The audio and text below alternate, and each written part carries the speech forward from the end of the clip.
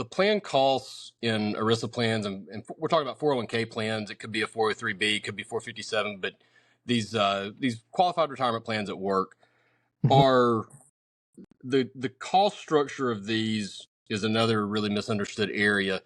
Talk a little bit, if you would, about what costs are associated most commonly with 401k plans. A lot of it really is understand what the costs are, and then what are you getting for those? Because I've seen fairly inexpensive plans that don't have a lot of bells and whistles, don't have a lot of services being provided, and they're really inexpensive.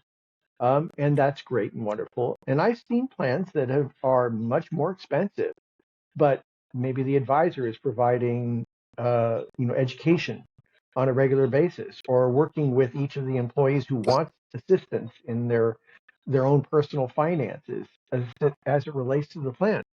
That's fine. Either way, it's fine. Just know what you're paying, what you're buying with that money, and have some means by which to understand what you're getting, not just what you're buying, but are you actually getting it? Some way to benchmark, say, hey, I'm paying X for a service. Are you actually getting that service? And how would you know? So we're working with a lot of the plan sponsors, just really having them understand, okay, well, this is how you know you're getting what you're supposed to, or this is how you know you're not getting what you should be, what you're buying. And a lot of that is really related to benchmarking it to other plans of similar size, maybe even nationwide. And that's one of the services that we provide. We have access to a nationwide database of pretty much every plan that's out there. And so we can actually parse through, this is your plan, and these are all the fees that are associated with your plan and the custodian that you're working with for your plan, and everything that we can see in the reports that are being filed.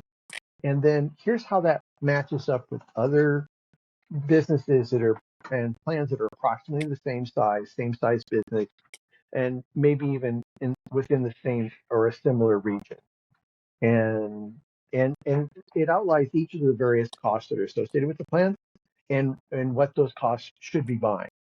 And the nice thing about most of these plans is the costs that are truly identified, and most of them are, but there are some hidden ones. But the charges that are truly identified, they're kind of out there in the open. You say, this is what you're buying. You have to have an investment committee. You can have an investment committee that's provided by the custodian, and those tend to be, not a lot, like a few basis points, under 10. 3-4 is not uncommon for an investment committee, and basically they're taking the role because they're prepackaging it for a whole bunch of plans, and they're doing the review of all the assets that are on the plan and making sure that those assets and the asset managers in those plans are staying in their boxes, so that they're the mid cap fund that's in the plan is actually staying within the mid cap fund box, and the fees for the mid cap fund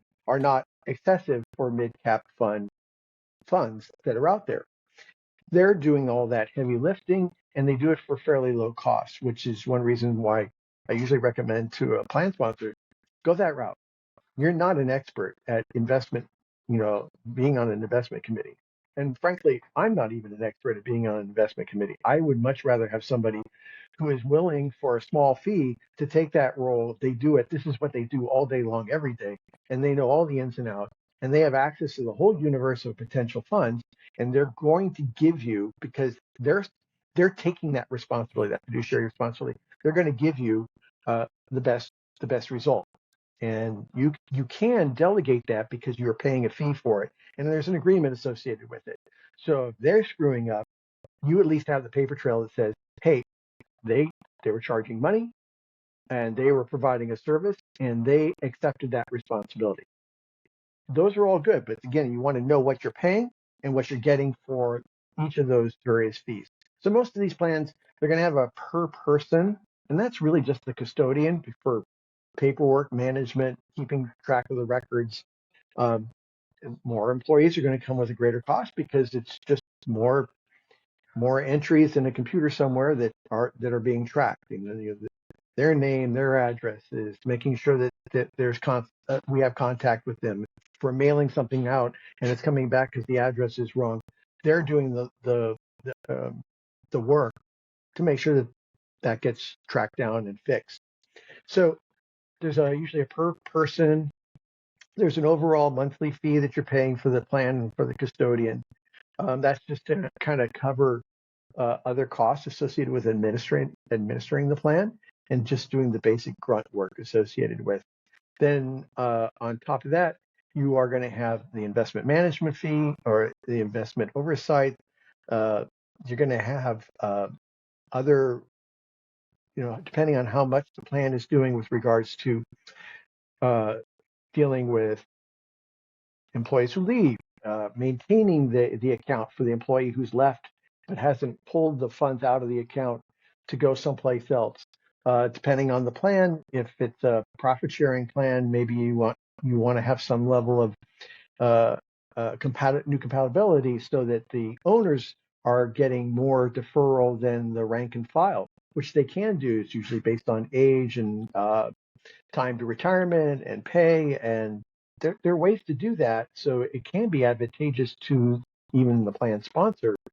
Somebody's got to manage that and the complexities of that, and actually the requirements that you have actuarial review by professionals that says yes, this is compliant with ERISA standards or not.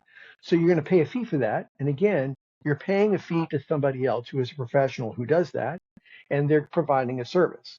What are the average fees on all these plans? Well, the historical benchmarks are pretty standardized. Then we get into the things that are not so standardized, and there's going to be a lot more variability to that. And that really has a lot to do with the advisor fee. That would be, I'm an advisor to my clients. The plan is being managed by the custodian. It could be a Fidelity, it could be Vestwell, it could be, there are lots of custodians that are out there, right? So um, the custodian takes care of the paperwork. The custodian takes care of making sure that the funds are being taken care of, that they are kept safe, that they're invested according to the summary plan document and according to the investment policy associated with the plan. They do all that, but then I'm the advisor and I'm the connection between the plan sponsor and that custodian. And I'm also the one that's providing the service to the plan sponsor, the plan itself, and the plan participants, making sure that paperwork is done, that people are properly signed up when they are employed, that they are given instructions in how to utilize that plan's portals, and then depending on how much you're paying for that in fees, maybe providing some financial advice to each of the plan participants or the employees so that they can maximize the what they're putting in and deferring into their plan, and also encouraging things like, should they be deferring more of their money or less, that kind of thing. So, but that's a highly variable because, as I said, I've seen plans that are really inexpensive and provide bare bones services, but they're really inexpensive, and that's partly because the plan sponsor and the participants really they just don't want to pay for those services. They're not going to use them. And then I've seen really expensive ones that want the services and they're paying for them. And that's perfectly legitimate too.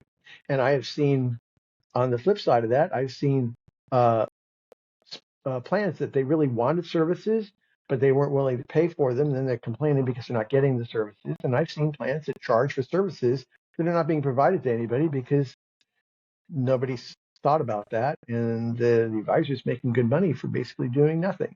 And then when we do reviews, we see a lot of plans that are the advisor started, maybe they were providing service the first year, and then it's just, it gets easy not to do much. All the employees are on the plan, and the advisor keeps raking in the same fees, and they do less and less and less work. And that's usually when the plan sponsors say, wait a minute, they will go through a review. We're going to look at the costs and we're going to say, you're paying 25 basis points on every dollar in assets under management. And for an advisor, and how often are you seeing the advisor? Oh, I see him once a year when we re-up on our contract. Yeah. Okay, so he's putting in 1 hour and he's being paid thousands of dollars a year. That's a pretty good deal. Pretty good gig.